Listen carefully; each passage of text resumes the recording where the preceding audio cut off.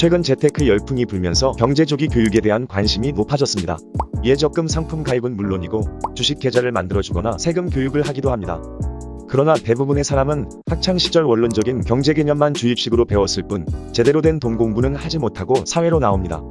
그렇게 준비 없이 사회로 나온 우리는 굳이 경험하지 않아도 될 뼈아픈 돈 공부를 하게 됩니다. 반면 경제 독립을 가장 잘 이룬 민족, 유대인. 유독 부자가 많은 유대인은 조기 교육도 남다릅니다. 유대인 남자아이는 13살, 여자아이는 12살 때 성인식을 치르는데요. 특이한 점은 성인식 때 아이들이 받는 선물입니다. 이들은 3가지 선물을 받는데 첫 번째는 성경책, 두 번째는 시계, 그리고 마지막은 바로 현금입니다. 어른은 경제적으로 자립한 사람이라는 인식을 심어주기 때문에 미리 경제적으로 계획을 세운 아이들은 그렇지 않은 사람에 비해 빠르게 경제 감각을 키울 수 있고 위험에 대비할 수 있죠. 유대인 중 부자가 많은 이유 두 번째는 그들의 독특한 돈 철학에서 찾을 수 있습니다. 바로 어려운 유대인 민족을 도와야 한다는 생각입니다. 나만 잘 먹고 잘 사는 것이 아닌 민족의 부를 도모하기 위해서 어릴 때부터 돈의 중요성과 함께 경제 철학을 심어주는 것이죠. 이렇게 유대인들은 어릴 때부터 경제 용어만 달달 외우는 것이 아닌 진짜 돈을 모아야 할 이유와 중요성을 깨닫고 성인이 됩니다. 돈을 물려주는 것도 좋지만 돈에 대한 철학과 마인드를 물려주는 것 또한 매우 중요합니다. 유대인의 격언 중에 이런 말이 있습니다. 물고기 한 마리를 잡아주면 하루를 살 수 있지만 물고기 잡는 방법을 가르쳐주면 평생 먹고 살 수 있다. 책 부자의 언어는 자수성가한 아빠가 아들에게 전하고 싶은 부와 관련된 메시지를 담은 책입니다.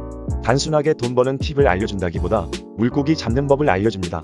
저자의 가르침 중 가장 울림이 컸던 부의 언어 3가지를 소개합니다. 저자는 효과 시간이라는 개념을 제시합니다. 효과 시간이란 중대한 결과를 가져오는 제대로 된 일을 하는 시간입니다. 한마디로 빡세게 보내는 시간인 거죠. 무의미하게 보내는 시간과 반대되는 말로 자신의 꿈을 위해 몰입하는 시간입니다.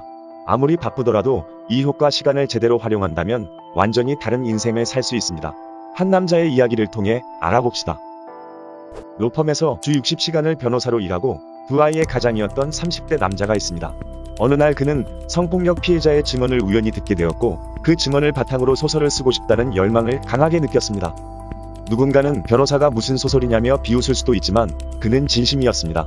어떻게 해서든 시간을 만들어 소설을 완성하겠다고 마음먹었고 그 다음 날부터 새벽 5시 반에 출근해서 업무 시간 전까지 소설을 썼습니다.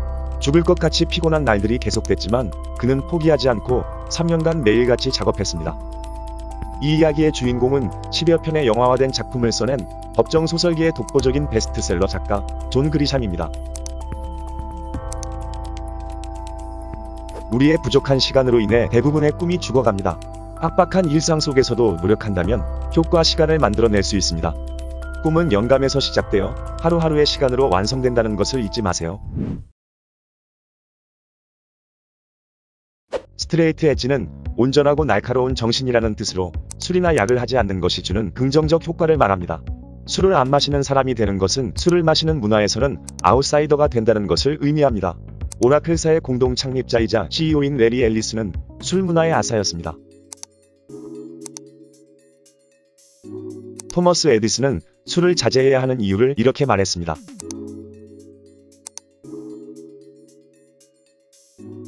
뉴욕 월스트리트는 음주와 클럽 문화로 악명이 높지만 투자의 귀재 워렌 버핏은 술에 있어 아싸입니다.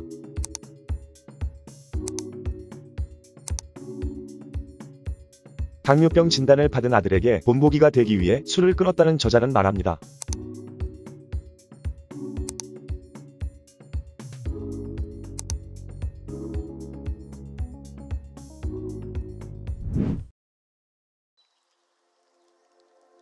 빌 게이츠가 말했습니다.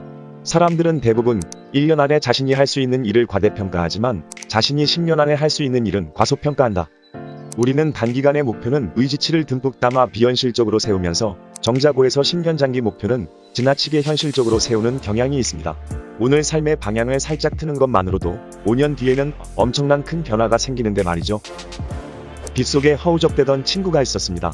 20대 학자금 대출로 시작한 빚이 30대에는 가족이 생기며 더욱 늘어만 갔습니다. 마치 밑빠진 독에 물 붓듯 아무리 열심히 돈을 벌어도 대출 이자로 모두 나가버리는 현실에 그는 무기력과 우울증에 시달렸습니다. 이대로는 안 된다고 생각했던 그는 5년 뒤에 새로운 삶을 살겠다고 다짐하며 인생의 방향을 바꿨습니다. 작은 임대 아파트로 옮겨 대출금을 줄이고 조금씩이라도 돈을 모으는 맛으로 동기부여를 삼은 것이죠. 패턴이 깨질 때 새로운 세계가 떠오른다는 툴립 쿠퍼버그의 말처럼 그는 5년 뒤 빚을 다 갚은 것은 물론 사업까지 일궜습니다. 임대 아파트로 옮긴 작은 선택이 엄청난 변화의 첫 단추가 된 것입니다. 이처럼 약간의 방향을 트는 것만으로 목적지는 변합니다. 빠른 결과를 원하면 좌절만 겪게 될 뿐이지만 꾸준한 노력은 삶을 완전히 변화시킵니다. 마하트마 간디는 말했습니다.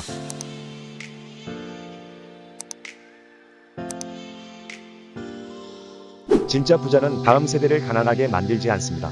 잭 부자의 언어를 통해 부자들의 사고방식과 지혜를 배워보면 어떨까요? 북도시였습니다.